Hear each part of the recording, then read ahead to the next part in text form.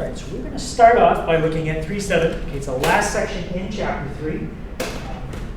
It's basically on finding an intersection point, so it's something we've done before, but we're going to do it with what's called a system of equations. Okay, so it's purely going to be calculator. We might do one question algebraically. We'll see.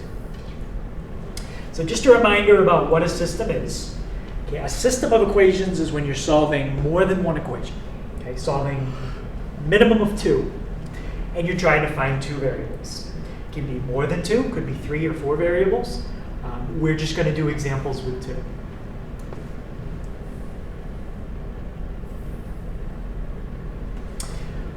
When we do this graphically, we're going to be looking for where graphs intersect. Okay, that's what we're trying to find. Even if the intersection point is off the screen, we need to zoom out and find it. So keep that in mind. You can write your answer as a coordinate, because it's going to be where 2 graphs cross. So you can put parentheses x comma y with the 2 numbers, or you could write your answer x equals y equals, like 2 separate lines. But each answer that you give me does have to have 2 numbers, because you're describing a coordinate. And without 2 numbers, you haven't given me a full coordinate.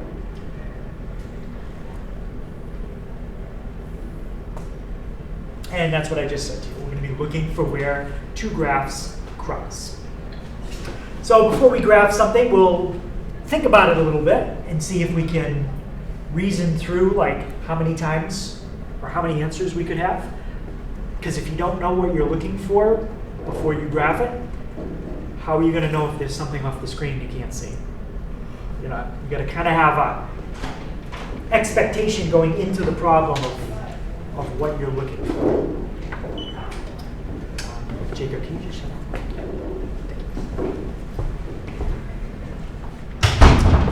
All right, so let's start with this one. So we do want to solve this graphically on the calculator, but to type something in on the calculator, how do the equations have to be written? Can't be written like that. Y equals. Yeah, they have to both be y equals. So let's take both equations and solve for y.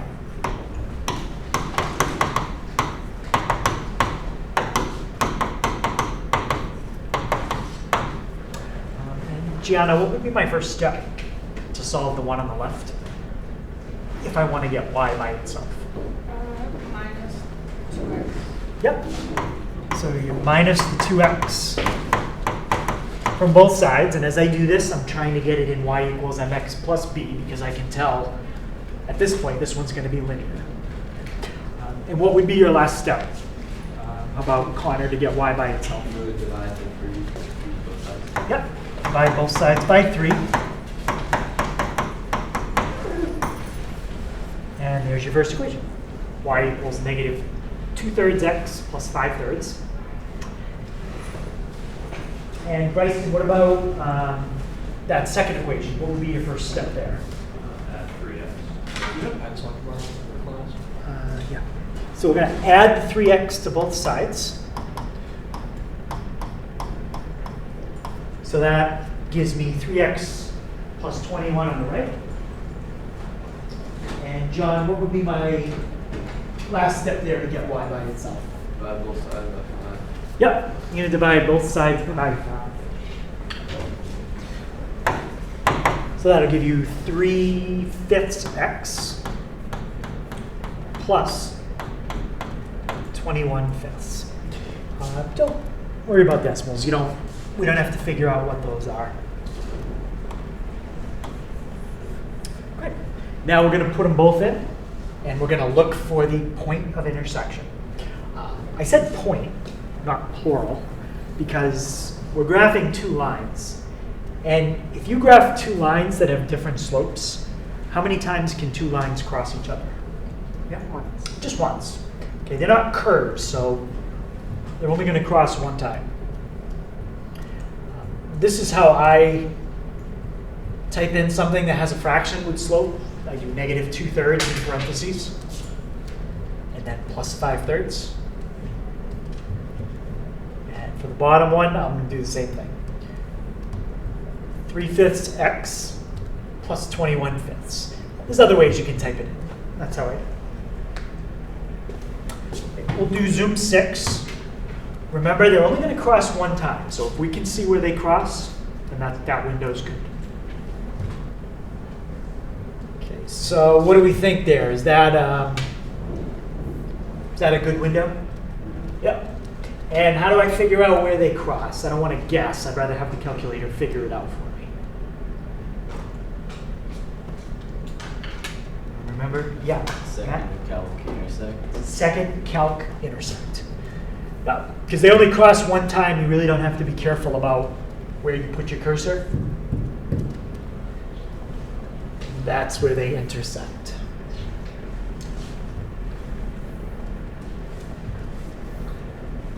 There you go. So that is one way you could write your answer.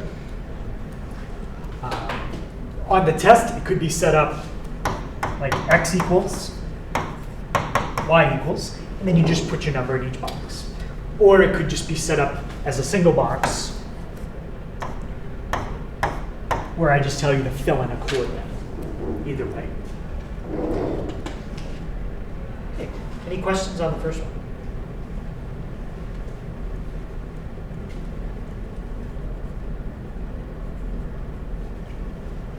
All right, let's take a look at the second one. So the second one isn't actually asking for any exact answer. It's just asking for how many solutions there could be, or how many solutions there are. Okay, we've got a cubic and a quadratic. How many times can a cubic turn when you graph it? Once. So Cubic, my bad, 2. yeah, a cubic can turn twice, so it could look like this. And a quadratic can turn once. So if I draw a cubic and a quadratic, how many times could they cross each other if everything lined up just right, like at most? Twice. 3 times. We could get twice, but I think we could get more. 3 times. We could get 3 times. If you had a quadratic that looked like this, it could cross up to 3 times. You can't get more than 3. All right. So let's graph it, and we're just going to write down how many times or how many solutions that system has by looking at how many times the graphs cross.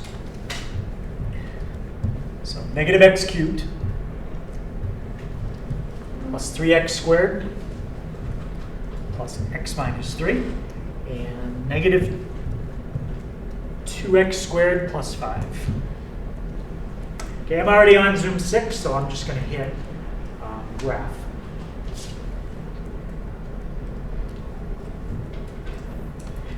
Okay, so there's our cubic, and here is our quadratic. So how many solutions are there to that system?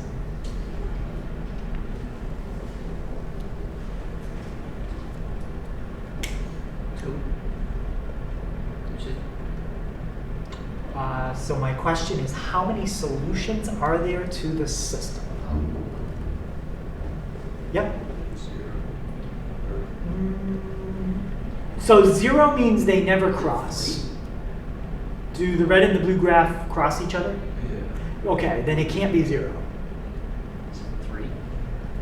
Could be. We don't know. Zoom out. Yeah, we got to zoom out. Right? We got to, at least on that y-axis, let's try putting it at like negative 50. There's definitely 2 that you can see, but the question wasn't how many solutions can you see. It's how many solutions does the system have? 3. And the answer is 3. Yes. So even if something is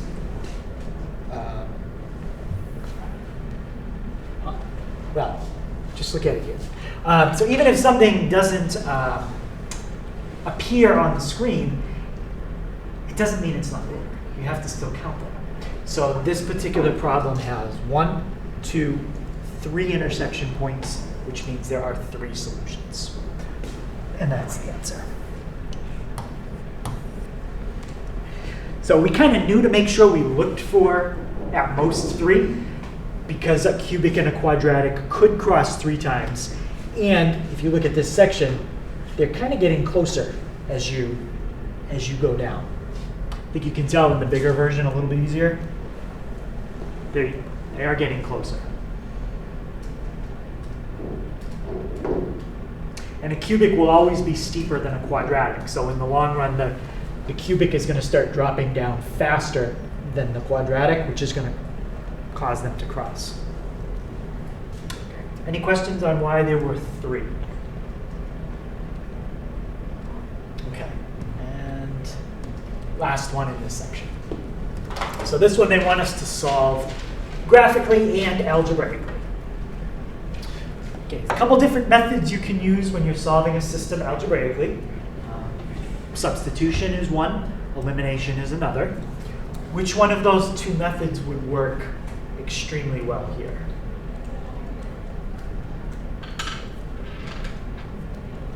Yep. Substitution? Right. Substitution, you have to get a letter by itself. We already have a letter by itself. The bottom equation says y equals 3x.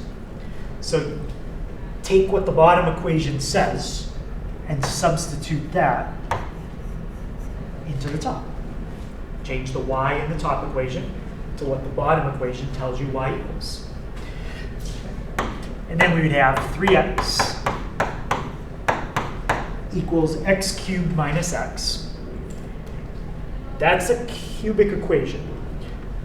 When we are solving an equation that's higher than linear, quadratic or higher, what do we try to get it equal to?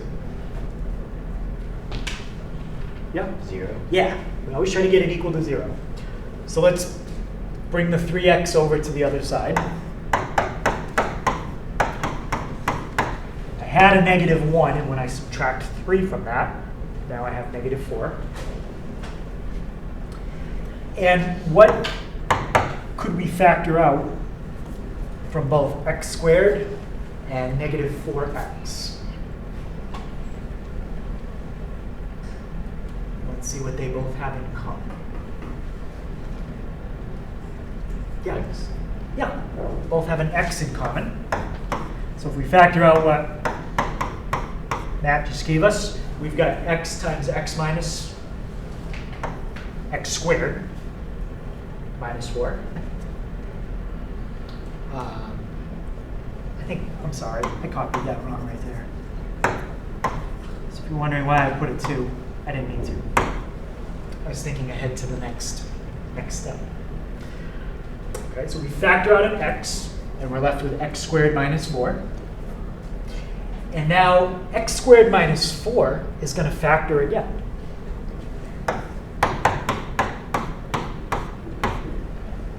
How would you factor x squared minus 4? Yeah.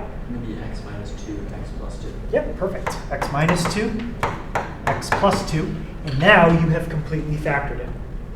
So we just have to set each one of these equal to 0 and figure out what numbers you have to plug in. What would you plug into your first factor to make this one 0?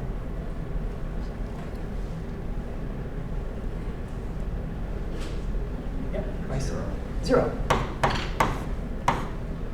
So x is 0. What would you plug into your second factor to make that 0? John? 2. And what would you plug in right here to make your third factor 0?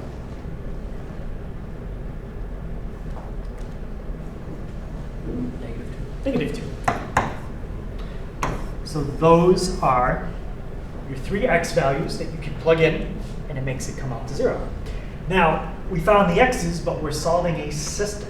So we also have to find, what else? Yeah, right, we're only half done. Well, we're more than halfway done the work, but we still have to write the other answers, which is the y's. Which formula do you think is going to be easier to use to calculate the y's? Top one or bottom one?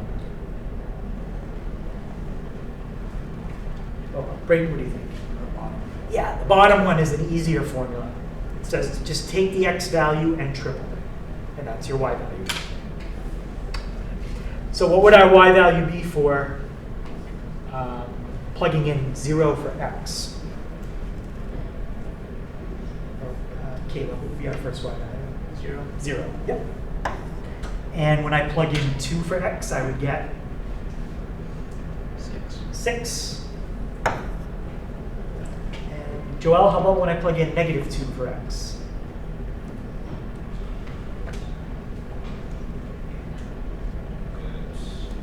Into that bottom formula right there. English bottom formula? Y equals 3x. -6. -6. Okay, so there's your 3 answers. Okay, let's just verify it graphically to finish up, and then we'll move on to section 4.1. Okay, so we're going to put those in. They're both already solved for y, so you don't have to rearrange anything. We've got x cubed minus x and 3x. Do zoom 6, and then remember a line and a cubic could cross up to 3 times.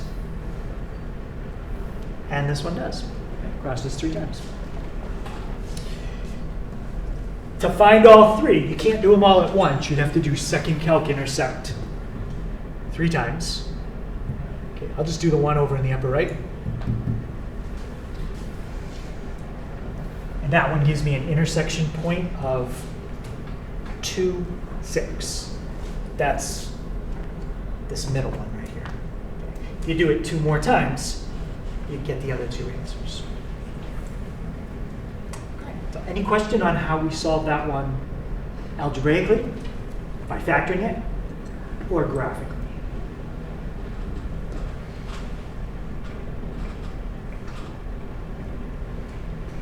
All right. So that's section 3.7, and that's it. So now we're going to take a look at section 4.1.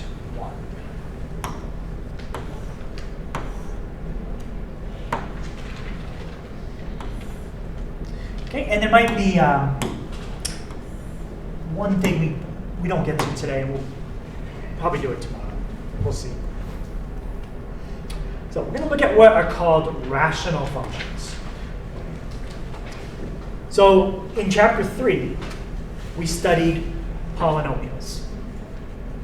Well, a rational function is when you take a polynomial and you divide it by another polynomial. That's all a rational function is.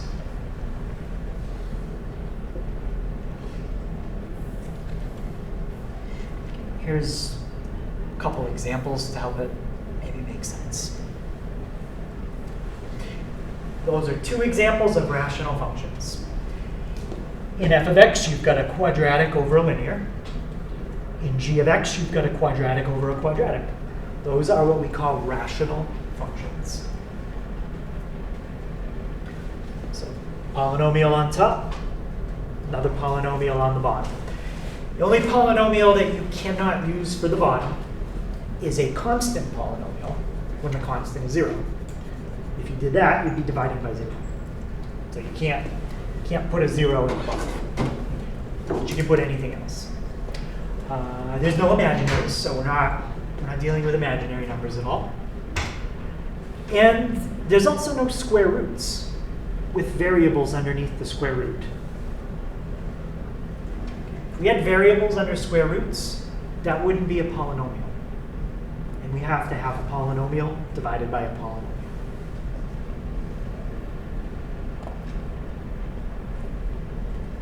Okay, so there's 2 examples. Those aren't the simplest rational functions. They've got a little bit going on. This is the simplest rational function.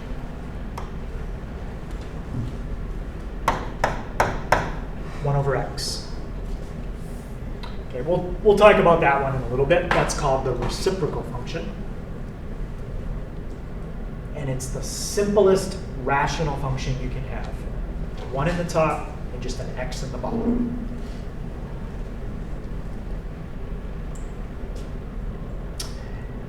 Now, what did I say a couple minutes ago? The only thing you can't do with a fraction is divide by what? 0. 0. Okay. So when we're finding the domain is all values that don't cause you to divide by 0. If you find one that does cause you to divide by 0, then you just say, don't use that number in the domain.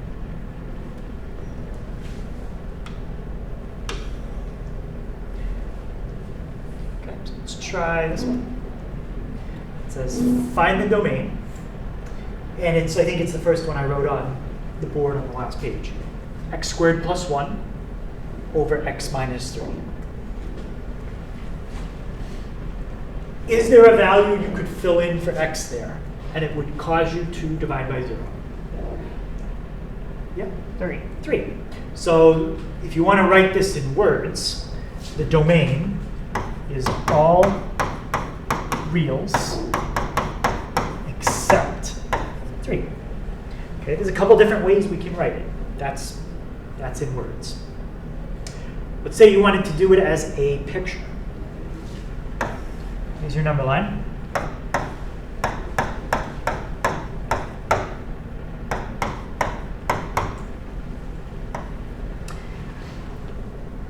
I can't pick 3, so I'm going to put a circle on that.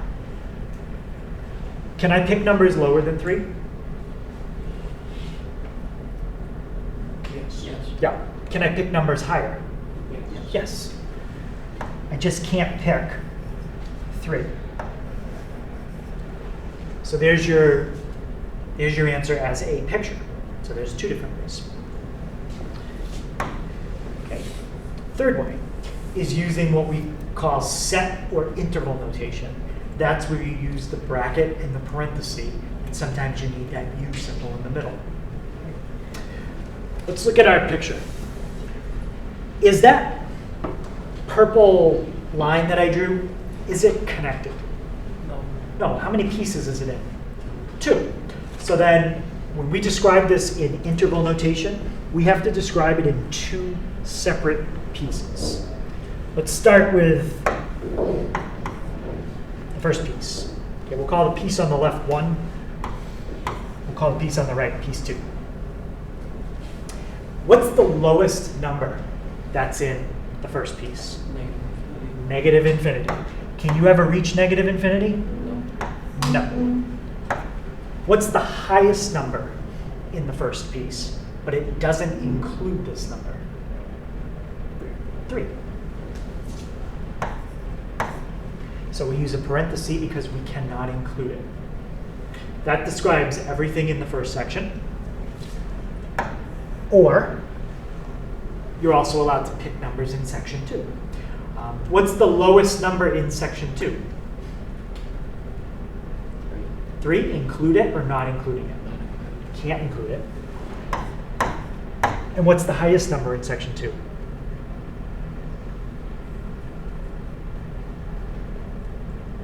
Yeah, infinity. There's 3 different ways to write the answer. And the fourth way would be as an inequality, which is very similar to interval notation, except it uses less thans and greater thans. So you could say x is less than 3, or x is greater than 3. Those are the numbers you're allowed to pick. You just can't pick 3. All right, so 4 different ways to write the same thing. Is there any question on what any of those 4 mean, or why they all mean the same thing?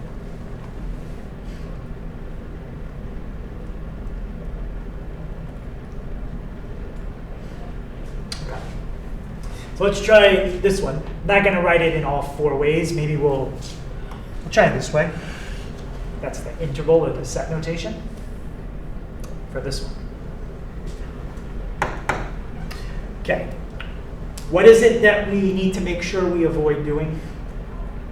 Have a variable that we make it 0. Right, we don't want to end up with 0 on the bottom. This one's not as easy to tell what would make it 0. And this one you can tell is 3. What could we do to the bottom of this to make it easier to see what numbers would make it 0? And this is what we just did in chapter 3. Yeah? Set it equal to 0. Okay, so we do have to set the bottom equal to 0, but then this is a quadratic, so how are we going to solve this? Quadratic formula. We could use quadratic formula if we have to, but what else could we do if we don't need quadratic formula that might be faster? Yeah. Factor it. Factor it, yeah. So let's see if that's factorable. And if it is, I'd rather factor it than have to go through the entire quadratic formula. Okay. What's going to go in each of those boxes? So when we multiply them together, we get x squared. X. Yeah, both going to be x. What about my signs in the parentheses? Both positive, both negative, or one of each?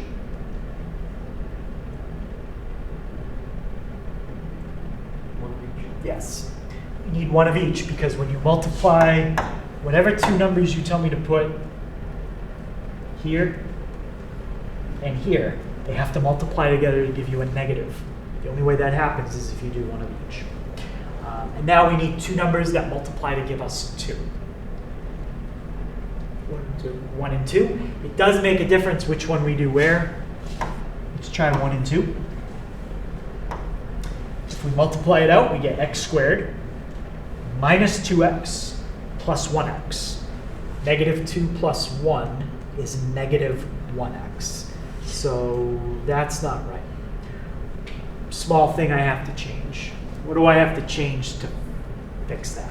Plus 1 minus 2. Yeah, that's what I have right Plus now. 2 minus 1. Yeah, let's make this a minus 1.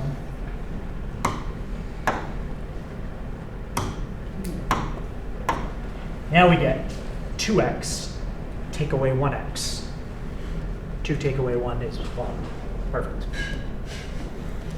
Okay, so now we know we got the bottom factored. What are the two numbers that we are not allowed to use for x? 1, negative 2. 1 and negative 2. So think of that on a number line.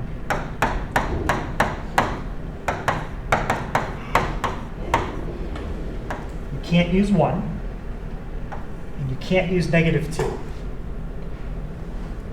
That's going to break your number line up into 3 sections. You can pick anything you want lower than negative 2. You can pick anything you want higher than 1. Or you can pick anything you want between the two. You just can't pick negative 2, and you can't pick positive 1. So there's 3 sections we have to describe. How low does section 1 go? Infinite. Negative. Negative infinity. And how high does it go? But we're not going to include this number. Negative 2. Negative 2. There's section 1. So you can pick a number from there. Or you could also pick a number from section 2. What's the lowest number in section 2? Yep. Negative 2, but not including it. What's the highest number in that section? Yep. 1. Not including it. What's the symbol we use if we do include it? Yeah. Isn't there a bracket? It's a bracket, you know, like that, or like that. Okay. Or now we have to describe all the numbers you're allowed to pick in interval 3. What's the lowest number in that interval?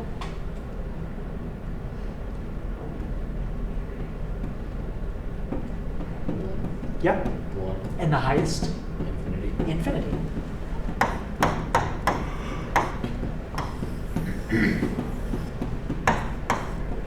So if I ask you for interval or set notation, that's the notation I'm looking for. If I ask you for a graph, that's the one above it. And then if I ask you in words, it's all real numbers except 1 and negative 2. Okay, let's try one more of those. This time, I just want to write it in words, like all real numbers except, and then just tell me the two. So I'm just trying it different ways. This one's a little bit easier because it's already factored for you.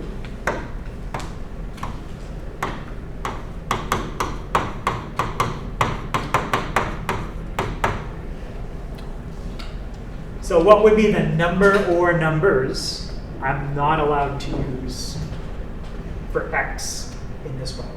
Yep. 2 and -4. All reals except 2 and -4. Because if you plug those in, you'd be dividing by 0. Okay, so any question on finding domain for a rational function? It's pretty straightforward as long as you can solve the bottom, but you're generally not going to have anything more complicated than a quadratic. So quadratic formula would always work if you have to do that. Or even if you're stuck on the factoring and you're not good at factoring, you have trouble, you could do quadratic formula. It'd take a little longer, but you could do it. All right, so I told you earlier we were looking at all kinds of rational functions, and I said none of these that I'm showing you are really the simplest one. That's the simplest one. Okay, 1 over x. It's a rational function, but because it's the simplest one, it also has a special name called the reciprocal function. So the reciprocal function is a rational function. Okay, it's the simplest one. Let's graph it.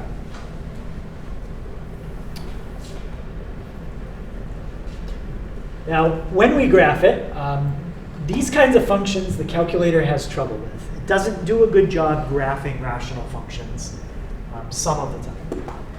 So when we put in 1 over x, we hit graph. Let me put that on the next page and make it bigger. And when you look at it, it almost kind of looks like it's starting and stopping. Like when it goes down, it looks like it just stops right there. And when it goes up, it looks like it just kind of stops around like 6 or 7 or something. It shouldn't look like that. The way the graph should look is this part should continue up, and this part should continue down. It did a good job on the left and the right. Those just keep going forever. But that's what the rational function looks like. Okay. Any questions on that?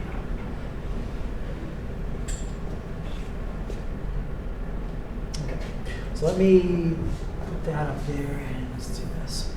Let's look at what happens on that graph as x approaches infinity and as x approaches negative infinity. Let's start with this.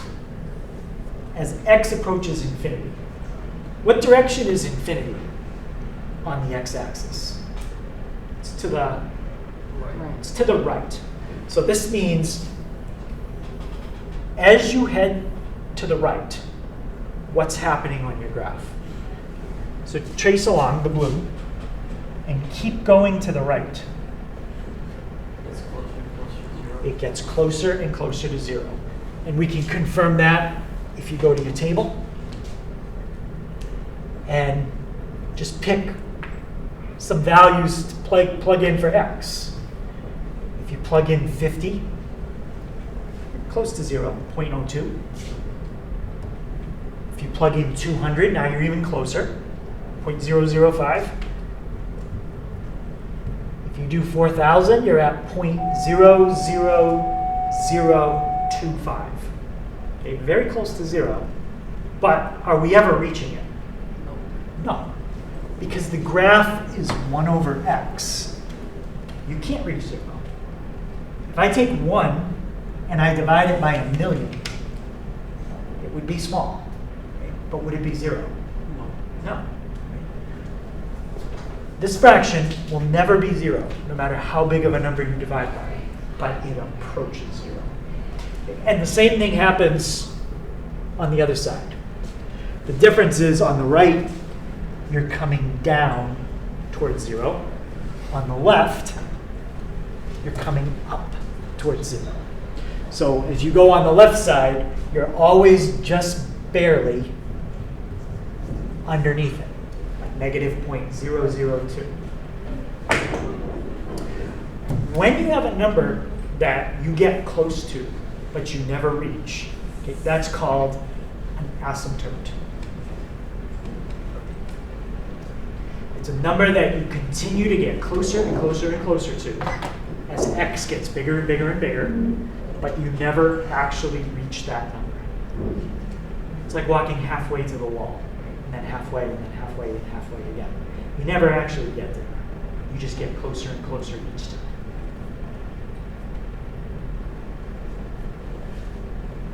People know what I mean by that? Walk halfway to the wall, and then walk halfway again. Yeah. You just get very close, but you'd never reach it. So the way that you would draw a horizontal asymptote, you usually make a dotted line, and you'd put it in right there. That's how you show a line you get close to, but you never reach. So to look for a horizontal asymptote, you do one of two things, or you do both of these things. You look at what happens as you continue to head to the right forever, and look at what happens when you head to the left forever. Is there a number you're getting close to but not reaching? If so, then you just found a horizontal asymptote. In this graph, the horizontal asymptote is the same on both sides. As you head right, you get close to 0. As you head left, you get close to 0. Here's one that has a horizontal asymptote in both directions, but it's different. Let me zoom even further out.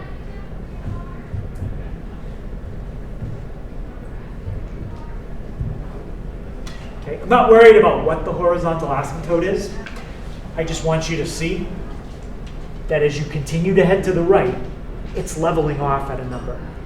And as you head to the left, it's also leveling off. But the number you level off at over here is not the same as the one you're leveling off at over there. They are different. Okay, study that graph much later. Here's a couple other examples of graphs with asymptotes. This graph on the left never crosses the asymptote, but it gets closer and closer to it as you head to the left. Now, this graph crosses it. That's fine. If you cross a horizontal asymptote when x is a small value, like 1, we don't care about that. What we care about is what happens when x is like 1,000, or 10,000, or 1,000,000, way, way far down. We want to look at what happens when we're out in the hallway looking at this graph. Right? It's going to be getting closer and closer and closer to that x-axis. But it's absolutely okay to cross a horizontal asymptote. There's another kind of asymptote we're going to talk about in a minute, and it is not okay to cross that. Anyone have a guess what kind of asymptote that is? Vertical. Yeah. Okay, but that's a horizontal. Okay, so keep this in mind as we do the next question. To find a horizontal asymptote, let x approach infinity or negative infinity. If you have trouble wrapping your head around that, just pretend like x is 100 million. Okay, that's a huge value.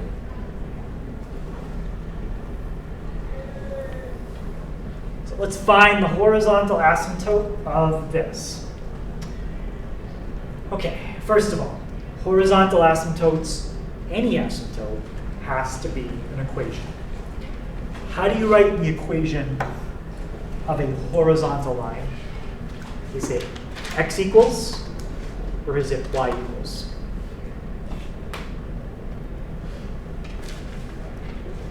Yeah, Y equals. it's always y equals. So if you don't start with y equals, then we're already wrong. Okay, so we've got to start with y equals. And now look at what I gave you and focus on the part that has an x in it. Let's focus on this. We're going to pretend that x is getting bigger and bigger and bigger. And I want to try to figure out what would happen to this fraction. If x gets bigger and bigger and bigger, that means the bottom of this fraction is getting huge. What happens to a fraction if the top stays the same and the bottom continues to get bigger and bigger and bigger? Yeah? When it gets small. The fraction gets smaller. And what does this fraction approach but never reach? Yeah? 2? This fraction. Oh, 0. That approaches 0. Yeah. Right? Think of like 1 divided by 100, then think of 1 divided by 1,000,000, 1 divided by 1,000,000,000. It's getting very, very, very small. Approaching, but not reaching 0. Now, if you take something that's getting close to 0 and you add 2 to it, you would get a number that's pretty close to what?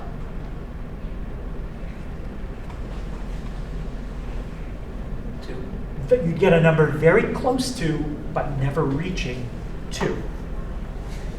Like if this was 100, you'd have 1/100th. It's 0.01 plus 2, 2.01.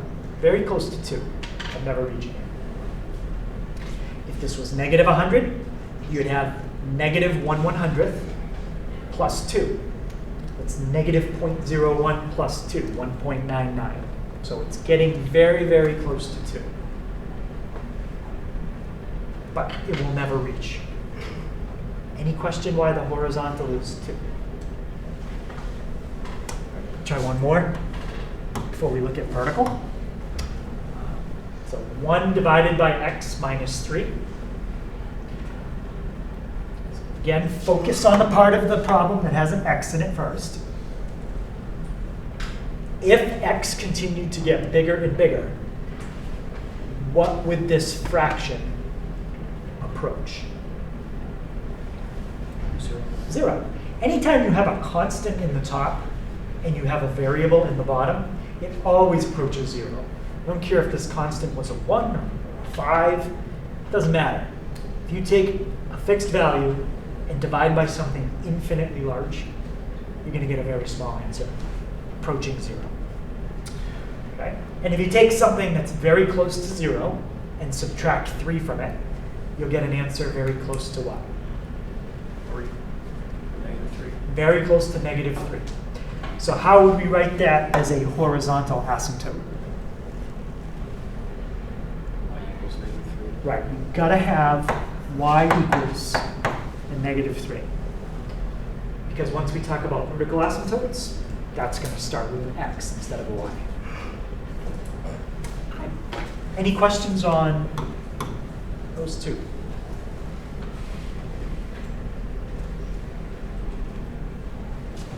All right. So we did the graph. That's fine. Okay, let's look at this one again. But this time, I don't want to look at what happens as we continue heading to the left and the right. I want to look at what happens when we get close to a number you are not allowed to use here. What number would you not be allowed to fill in for x in that formula? Yep, 0. you would not be allowed to fill in 0. So let's look at what happens as we approach the number 0. So now we're heading towards the number you're not allowed to use. Here's your graph. You can approach 0 from 2 different sides. There's a left side and there's a right side. The right side is called the positive side. The left side is the negative side. As we approach 0 from the positive side, this is the positive side, what happens to my y value? As I continue to get closer and closer and closer to 0. It increases. What's it increasing to? 0. Or infinity, right? As you head towards 0 on the x-axis and you keep trying to move to the left, your y value starts to increase. And it increases without any limit. That means that it's approaching infinity. This is the notation that means I want you to approach the number 0 from the right side. Okay, that's what the plus means.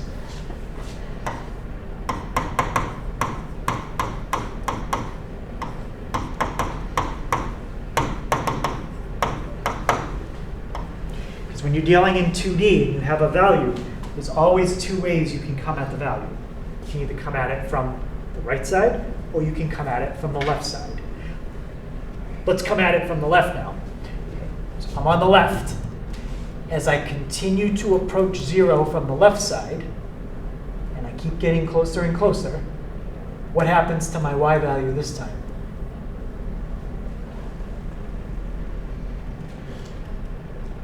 It approaches negative. It approaches negative infinity, yes.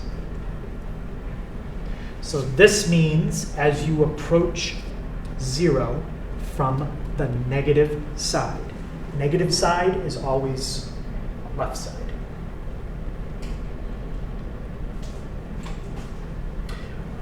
So as we start to get close to the origin, we have this behavior where the graph kind of curves in each direction.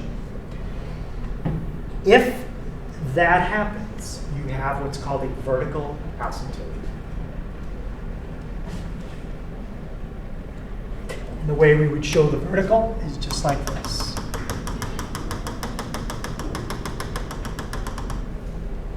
Another dotted line.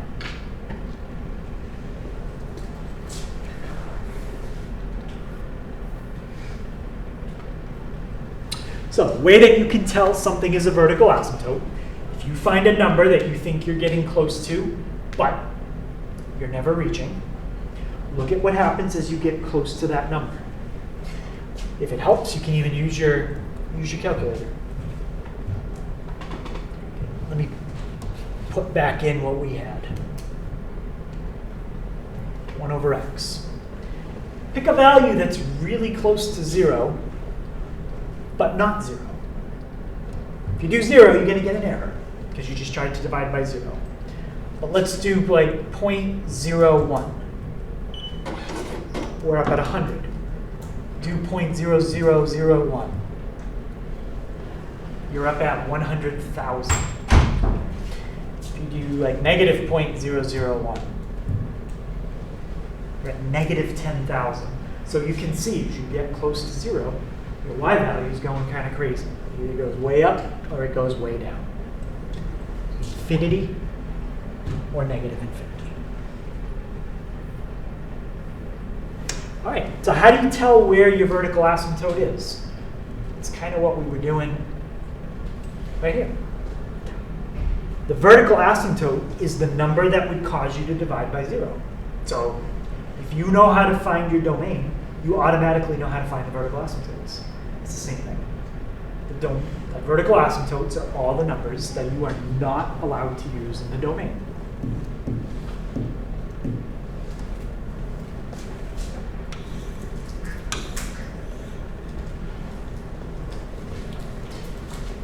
There is one important thing you have to remember about that.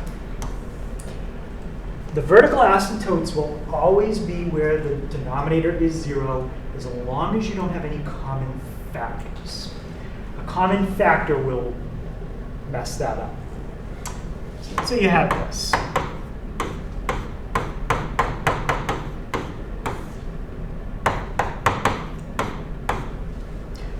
What number are you not allowed to plug in for x there?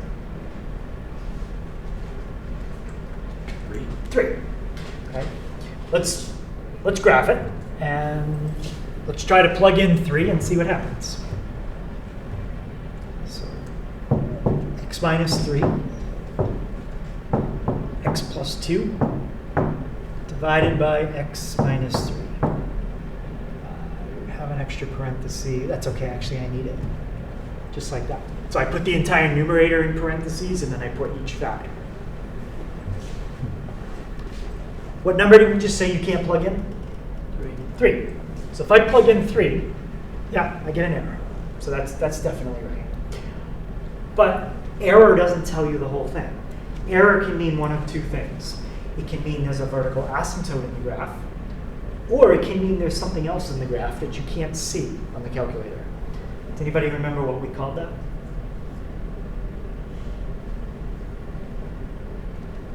Something that causes you to divide by 0, but you can't see it on the graph.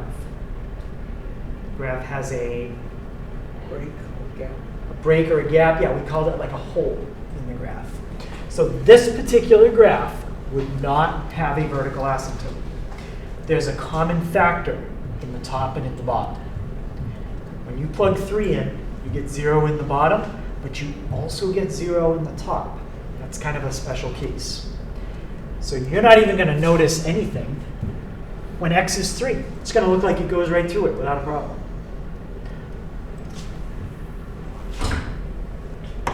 But really, there's a hole in the graph right there that we can't see. Now, say I did this. What other number would also make the denominator 0 now?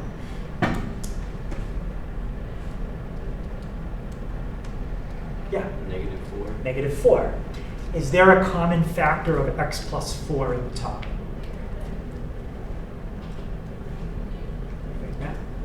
No. No. When you plug -4 in for the bottom, there's no x plus 4 in the top. So let's add that in. Let's put in an x plus 4, close parenthesis, and close one more. So 3 is still a problem. I didn't change that. But now -4 is also a problem. Because there's no common factor with x plus 4, is x plus 4 going to give me an asymptote, vertical asymptote, or is it going to give me a hole in the graph?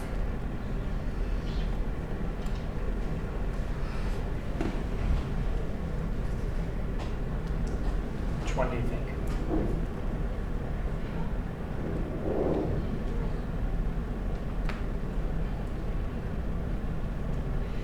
You got a 50-50 shot. Can you re-ask the question? So when we check, both 3 and -4 give me an error on the table. We saw that 3 gives us a hole because there's a common factor. What's going to happen when I graph it at -4? You're going to get a hole, or are we going to get an asymptote? Yeah, Going to be an asymptote. that's going to be an asymptote. Yeah. So watch when you get close to -4, look what happens. It's an asymptote because there's no common factor. Now, let me change the top like that. Now I got an x plus 4 in the top and the bottom. Still get an error. -3 and a +3 and -4 both give me an error. But what's it going to be this time now that we have an x minus 3, x plus 4 in the top, and an x minus 3, x plus 4 in the bottom? They're both errors, but now they're both going to be what? Holes. They're both going to be holes. You won't notice it on the graph.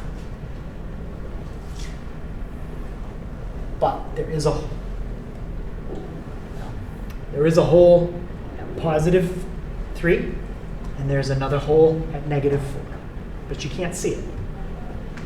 But the table confirms it. Okay. So just make sure you check for common factors once you find the zeros of your denominator. Okay, let's try this one. It says find the vertical asymptotes. Okay, so first thing, it's an asymptote. It has to be written as an equation. How does a vertical line start when you write an equation? Yeah, X has to be x equals. If you put y equals, we're already wrong.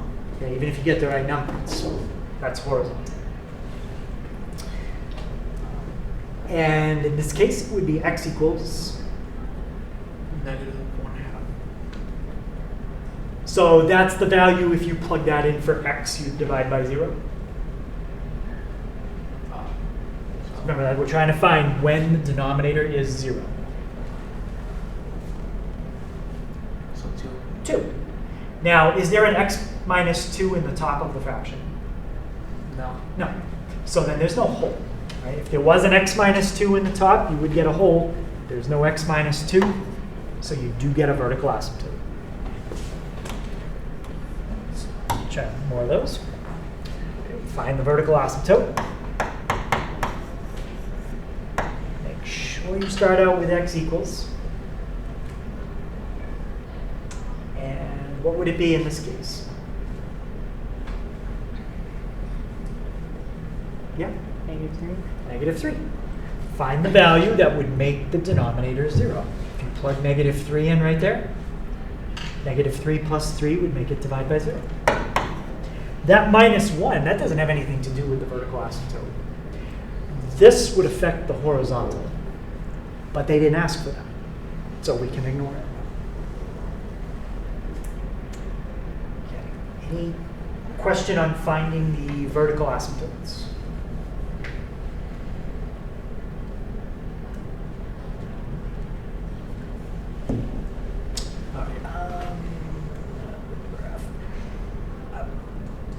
I guess I could graph that and just show you the vertical asymptote.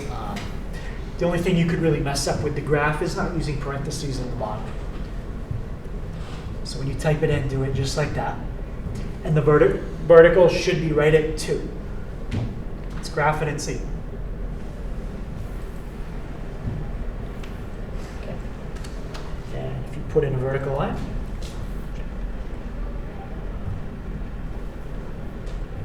that at 2. Yeah, perfect. There's a vertical asymptote right at 2. So just confirmed what we already figured out. All right, so let's look at this. I'm going to change this one. So they want us to find the asymptotes and then describe the transformations. We've done transformations before. They're going to work exactly the same way. But I'll give you a diagram, and I'll go through what the different transformations are. Just make sure we remember.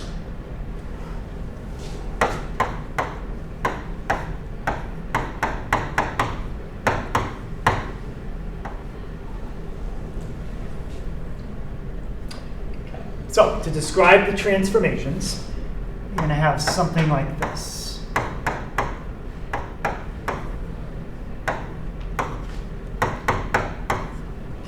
Let's go through each letter and just describe what they do. So let's start with A.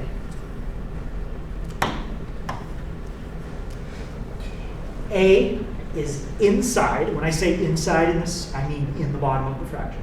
So A is on the inside, and it's adding or subtracting. What kind of transformation is adding and subtracting? Is that a shift? Or is that a stretch? Stretch. Nope, stretch is when you multiply. So that means A is it's going to be a shift. Yep. It's going to be a shift, and we are inside the bottom of the fraction. Is that going to be horizontal, or is that going to be vertical? Yeah. Horizontal. It's going to be horizontal. Yep. So A is a horizontal shift. When you have a plus, we got to be careful with horizontal.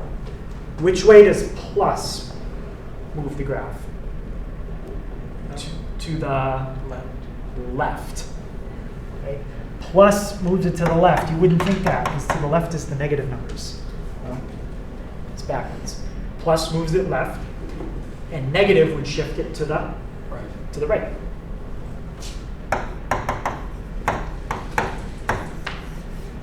Okay, so that's how you describe what A does, and I use the letter A because it's the first thing you have to describe. You have to describe these in the order A, B, C, then D. It's like PEMDAS. There's an order to it. Let's look at B. Okay, B is still on the inside, but now it's multiplication. So what kind of transformation do you think B is? It's inside, and it's multiplication.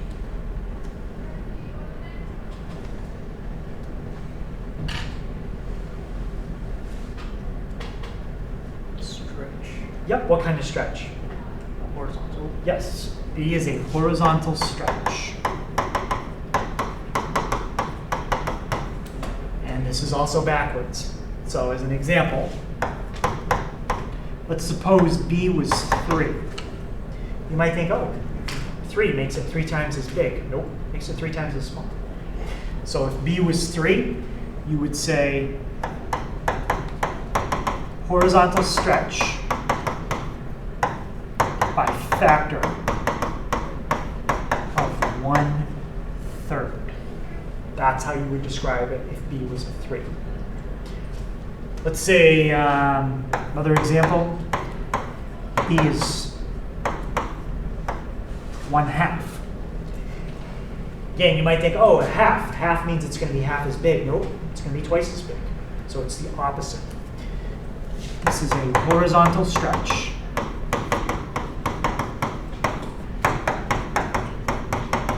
by factor of 2.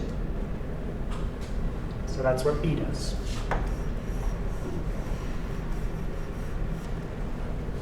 So we got a horizontal stretch, horizontal shift. Let's do C. C is multiplication, like B, but now it's on the outside. So what do you think? What do you think C is going to do?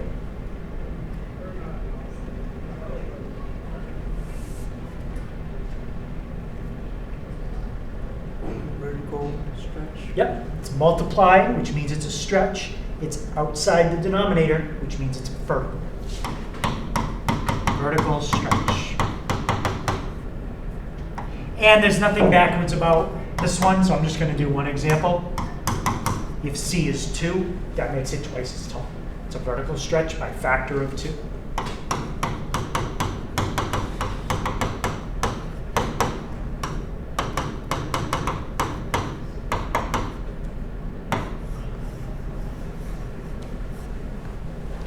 So that's C. And there's one transformation left, D. What do you think the D is going to cause the graph to do? Oh, Connor, what do you think? To be a horizontal shift to the left or the right. No, we already got our horizontal shift. That's described by A. Would it be a vertical shift? That would be a vertical shift. Yep. So vertical shift.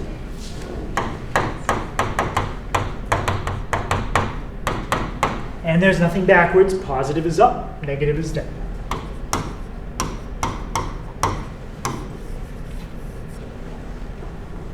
Now, there are two other things that can happen with C and B. If C or B was a negative number, what does a negative, when you're multiplying, a lot of times cause your graph to do? Yeah? Flip it. Right. There's two ways we can flip.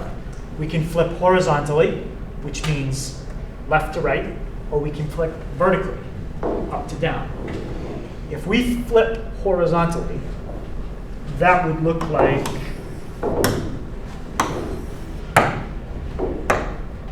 this. That's a horizontal flip. Which axis would that be over if we flipped horizontally? Y-axis? Yes. So I'm just going to add here, if B is negative, flip over y-axis.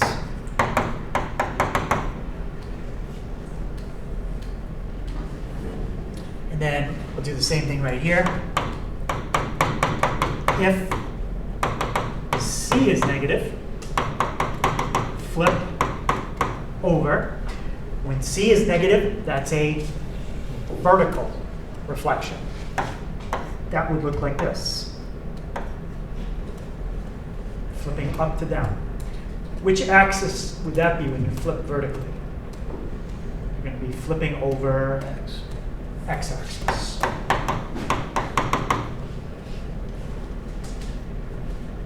Okay, so that describes everything that you need to know with transformations. 6 different things that can happen. 2 shifts, 2 stretches, 2 reflections. And now let's look at our problem and see if we can figure out all the transformations. Okay. First of all, how many transformations do we have in f of x? 4. We have 4. Yep. We have 4 out of the 6.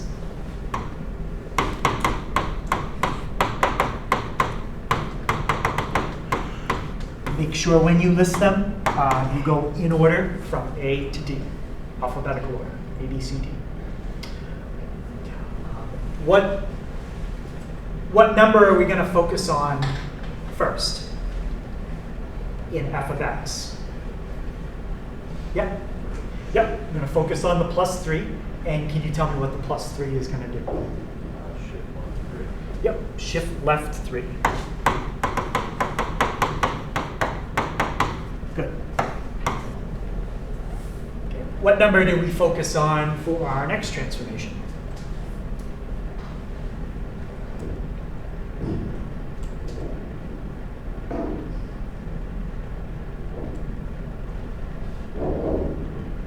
B.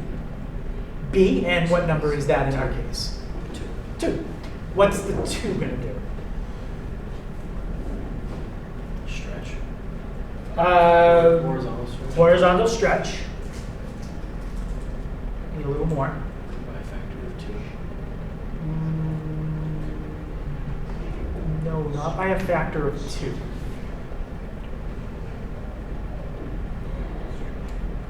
Yeah, by a factor of a half, right? So if it's a 3, it's a 1/3. If it's a 2, it's a 1/2. It's backwards, right? You remember that one. So horizontal stretch.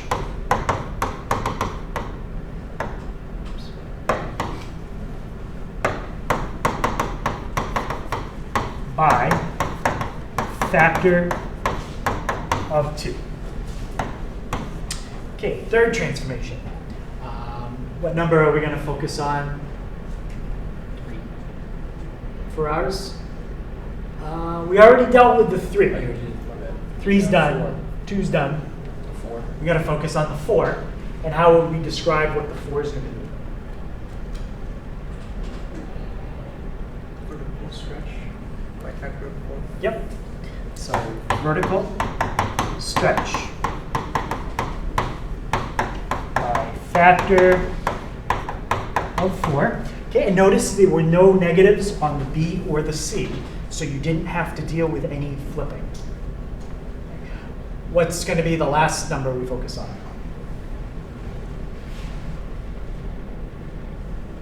Yep. A -5. And what will the -5 do?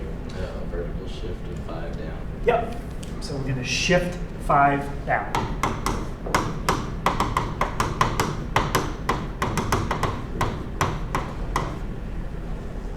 I could say shift 5 down, shift 5 units down.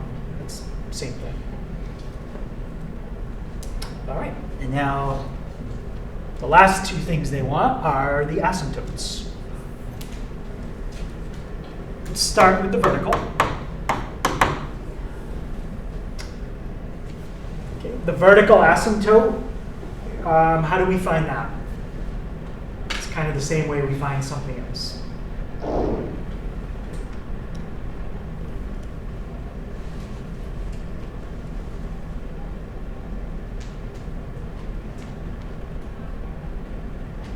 Yeah. Whatever would have you divide by 0. Whatever number would cause you to divide by 0. So can you give me the equation I would set up to figure that out? Y equals 2x plus 3. And we have to set that equal to 0. 0. So we have to solve 2x plus 3 equals 0.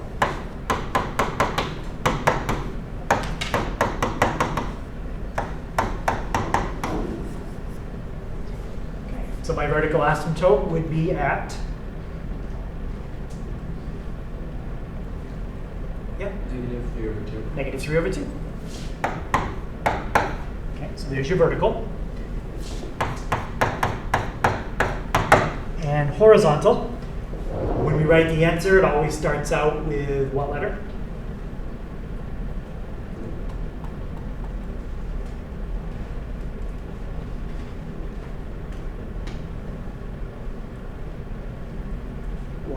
y. What comes right after the y? Equals. Equals. And now to find your horizontal, you let x approach infinity. So focus on the part of your fraction that has an x in it.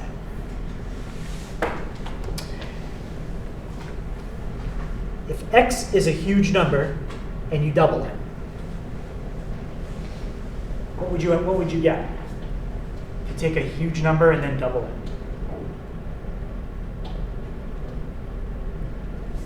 Double the number. Double that number. So it would be even what? Even bigger. And then if we add 3 to it, what happens to it? That number plus 3. So it would be, 2x plus 3. so I'm just kind of looking for like a pattern. Even bigger. Even bigger.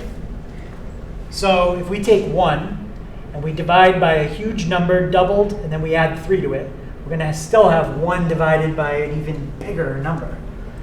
What's 1 divided by something that's huge? Yeah? Just wicked small. Very, very small.